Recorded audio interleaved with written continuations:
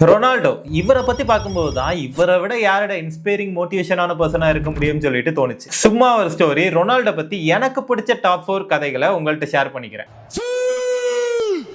வீடியோக்குள்ள போறதுக்கு முன்னாடி சேனல்ல ஒரு சப்ஸ்கிரைப் பண்ணிடுங்க அண்ட் உங்களுக்கு தெரிஞ்ச ரொனால்டோ ஃபேனுக்கு ஷேர் பண்ணி விட்டுருங்க. Ronaldo the man who never give up. அவருடைய 15வது வயசுல ஒரு ரேரான டெக்கிகார்டியான்னு சொல்லிட்டு அவருக்கு ஒரு ஹார்ட் ப்ராப்ளம் வருது. அதனால அவருடைய ஹார்ட் ரேட் ரொம்ப நார்மலை விட ஃபாஸ்டா இருக்குமா. அதை சரி பண்றதுக்காக அவருடைய 15வது வயசுலயே அவர் ஹார்ட் சர்ஜரி பண்ண வேண்டிய சிச்சுவேஷனுக்கு தள்ளி விட்டுருக்கு. அந்த ஒரு இஷ்யூ அவருடைய ஃபுட்பால் கரியரையே முடிக்கிற அளவுக்கு மோசமா இருந்திருக்கு. ஃபுட்பால் கரியரை மட்டும் இல்ல, அதை ட்ரீட் பண்ணாம விட்டு இருந்தா அவருடைய உயிருக்கே கூட ப்ராப்ளமா வர வாய்ப்பு இருந்திருக்கு.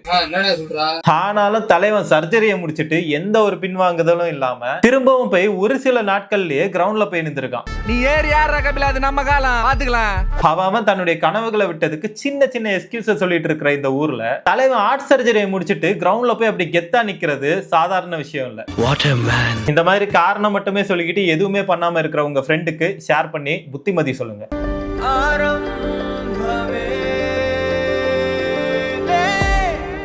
Second story. கரெக்டா 17 வருஷத்துக்கு முன்னாடி 23 வயசான ரொனால்டோ அவருடைய ஃபெராரி ஸ்போர்ட்ஸ் கார்ல வீட்ல இருந்து ட்ரைனிங்க்கு போயிட்டு இருக்கும்போது ஒரு டனலுக்குள்ள இருந்த தடுப்பு சுவர்ல மோதி அவருடைய கார் கிராஷ் ஆகியிருக்கு. அந்த காரோடைய கண்டிஷனை காட்டுறேன் பாருங்க.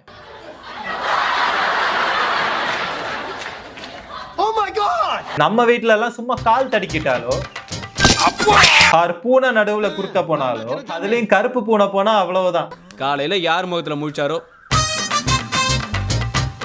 தம்பி நேரம் சரியில்லை வீட்டுல உட்காந்துட்டு போன்னு சொல்லுவாங்க. பட் தலைவன் இவ்வளவு பெரிய கிராஷுக்கு அப்புறம் கூட கரெக்டா போலீஸ்க்கு இன்ஃபார்ம் பண்ணிட்டு உடனே கிளம்பி ரொம்பவே நார்மலா அவருடைய டீம் கூட ட்ரைனிங் அட்டெண்ட் பண்ணியிருக்காரு. அடுத்த ஸ்டோரிக்குள்ள போறதுக்கு முன்னாடி சேனலை சப்ஸ்கிரைப் பண்ணிருங்க. மூணாவது ஸ்டோரி. கிறிஸ்டியானோ ரொனால்டோ ஒரு டைம்ல மாறு வேஷம் போட்டுட்டு யாருக்கும் தெரியாம ஒரு டிஸ்கோ பாருக்கு போயிருக்காரு. ரொனால்டோ எல்லாம் எவ்வளவு பெரிய ஸ்டார், அவரால் எல்லாம் அவ்வளவு ஈஸியா வெளியே போக முடியாது. ஏன்னா அவ்வளவு ஃபேன் ஃபாலோயிங் இருக்கு. இது எல்லாமே எல்லாருக்குமே தெரியும். எல்லா பாப்புலாரிட்டிஸ்க்கும் எந்த அளவுக்கு அவங்களுக்கு ஃபேன் ஃபாலோயிங் வேணும், நம்ம ஒரு பெரிய ஸ்டார் ஆகணும்னு நினைக்கிறாங்களோ அதே அளவுக்கு ஒரு கட்டத்துக்கு மேல பிரைவசி வேணும், நம்மளும் நார்மலா பப்ளிக் பிளேசஸ்க்கு போகணும்னு ஒரு கட்டத்துக்கு மேல ஆசை வரும். அதை நம்ம நிறைய செலிபிரிட்டிஸ் சொல்லியே கேட்டிருப்போம்.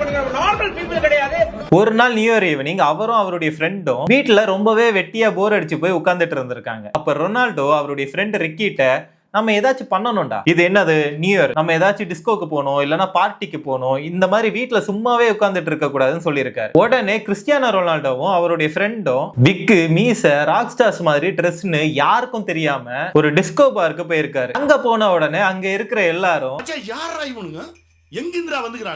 ஆனாலும் அங்க யாருமே கண்டுபிடிக்கல. இவ்வளவு பண்ணியும் நம்மள யாரும் கண்டுபிடிக்க கூடாதுன்னு சொல்லிட்டு இன்னும் சேஃப்டி மெஷர்ஸை கூட்டி இருக்காங்க. எந்த மாதிரினா, ப்ரோ நம்ம இங்கிலீஷ்ல மட்டும் தான் பேசுறோம், போர்ச்சுகீஸ்ல பேசிடவே கூடாது, போர்ச்சுகீஸ்ல பேசுறா கண்டுபிடிச்சிருவாங்கன்னு சொல்லிட்டு உஷாரா பிளான் பண்ணிருக்காரு. பட் அங்க போனதும் அவருக்கே தெரியாம ஒரே ஒரு வாட்டி hey Ricky what you want to ட்ரிங்க்னு சொல்லிட்டு போர்ச்சுகீஸ்ல சொல்லியிருக்காரு. பட் அவருக்கு பின்னாடி இருந்த ஒருத்தர் அதை கேட்டு கண்டுபிடிச்சிருக்காரு. உடனே அவர் என்ன பண்ணிருக்காருன்னா கிறிஸ்டியானோ அவர்கள் காது கிட்ட போய் ஐ நோ இட்ஸ் யூ அப்படின்னு சொல்லியிருக்காரு. பட் கிறிஸ்டியானோ ரொனால்டோ அதை கண்டுக்காம அப்படியே மெயின்டைன் பண்ணியிருக்காரு. பட் அந்த ஒரு பர்சன் அந்த கிளப்ல இருந்து எல்லார்ட்டையும் போய் இவர் தான் கிறிஸ்டியானோன்னு சொல்லிட்டு கொட்டடிச்சு விட்டுருக்காரு. பட் கிறிஸ்டியானோ ரொனால்டோ அவர்கள் அந்த ஒரு கிளப்ல 3 hours கிட்ட ஸ்பெண்ட் பண்ணியிருக்காரு. அது அவருடைய வாழ்க்கையோட மிக சந்தோஷமான இரவுன்னு சொல்லிட்டு பேட்டி கொடுத்திருக்காரு. ஆஹா, இவ்வளவு வேலை செஞ்சு மண்டை மேல இருக்க கொண்டே மறந்துட்டேனா.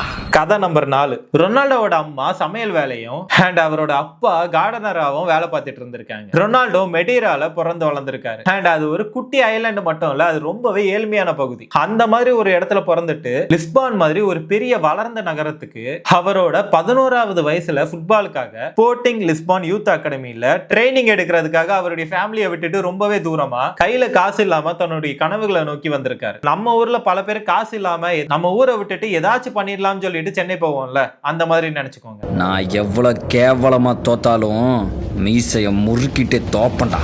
மாப்பிள இவன் தான் எங்கேயோ செமத்தியா வாங்கியிருக்கான்.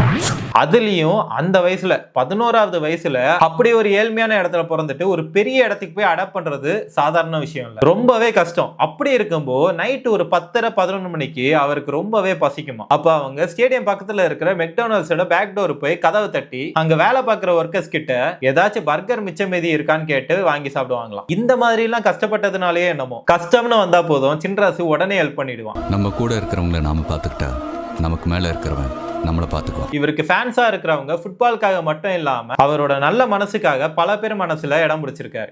என்ன பிடிச்சவள கோடி பேர் இருக்காண்டா வெளியில. இந்த மாதிரியான இன்ட்ரெஸ்டிங்கான ஸ்டோரியை ஜாலியா பார்க்கணும்னு ஆசைப்பட்டீங்கன்னா சேனலை சப்ஸ்கிரைப் பண்ணிட்டு உங்க ஃப்ரெண்ட்ஸ் ஆர் ஃபேமிலியை ஷேர் பண்ணி விட்டுருங்க.